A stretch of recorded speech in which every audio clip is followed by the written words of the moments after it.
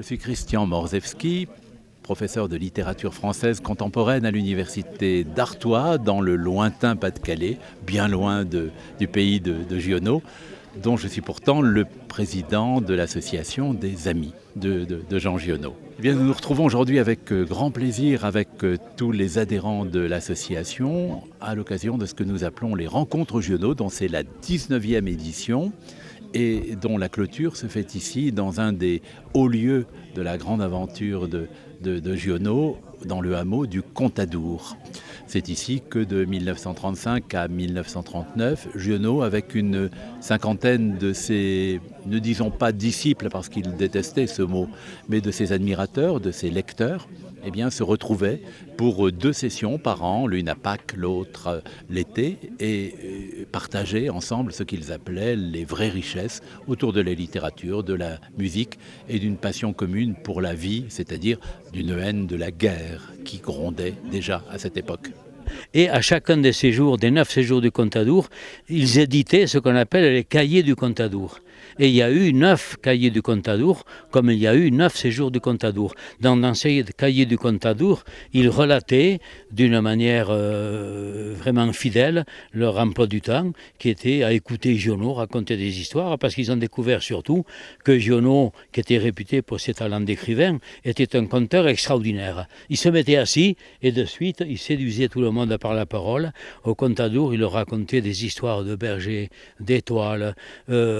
On était, à cette époque-là, après 1936, on rêvait d'une autre civilisation, c'était les congés payés, on rêvait d'un monde merveilleux, et Giono en était la concrétisation de ce monde merveilleux de poésie, où on ne vivrait pas que de lucre et d'argent, et où on découvrirait vraiment ce que Giono appelait les vraies richesses.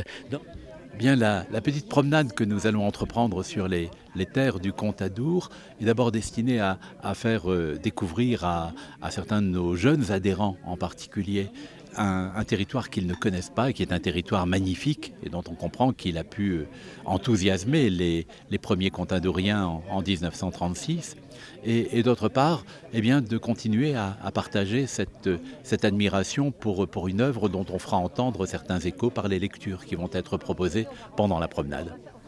il est sans doute inutile d'ajouter que ces pages, si elles se veulent témoignages, ne seront pas pour autant impartiales. On ne peut pas être impartial en parlant de ce qu'on aime ou de ce qu'on a aimé avec passion. Je dois trop à Giono, je dois trop au Contadour, je serai résolument partial. Donc c'est merveilleux, c'est très bien écrit et magnifique photo.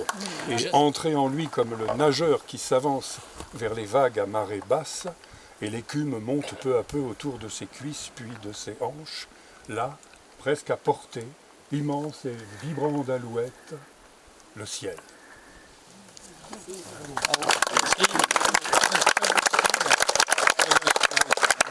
Notre association regroupe environ 800 adhérents à travers le monde. J'insiste sur cette dimension parce qu'elle est l'une des associations d'amis d'écrivains les plus internationales. Eh bien, ces 800 adhérents viennent pour un tiers d'entre eux de la région parisienne, pour un tiers d'entre eux de toutes les autres régions de France, avec bien sûr une petite concentration en région PACA, mais Giono n'est pas prophète en son pays.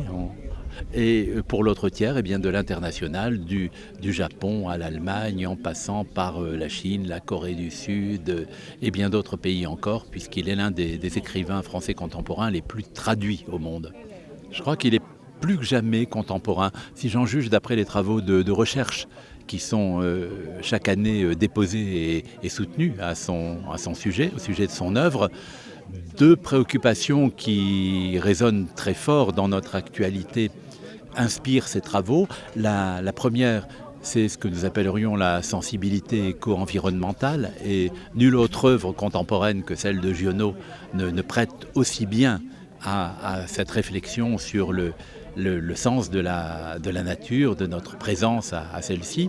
Et l'autre axe qui intéresse bon nombre de jeunes chercheurs, c'est la pensée politique de Giono, qu'on a longtemps cru être un doux rêveur et qui n'avait pas véritablement d'idéologie, mais une véritable poésie. Or, des travaux récents, en particulier sur les essais de Giono, montrent à quel point eh bien, il était aussi un penseur solide, robuste, effectivement, et dont les thèses aujourd'hui rencontrent de plus en plus d'écho, en particulier dans cette période de menaces, de guerres renaissantes, etc.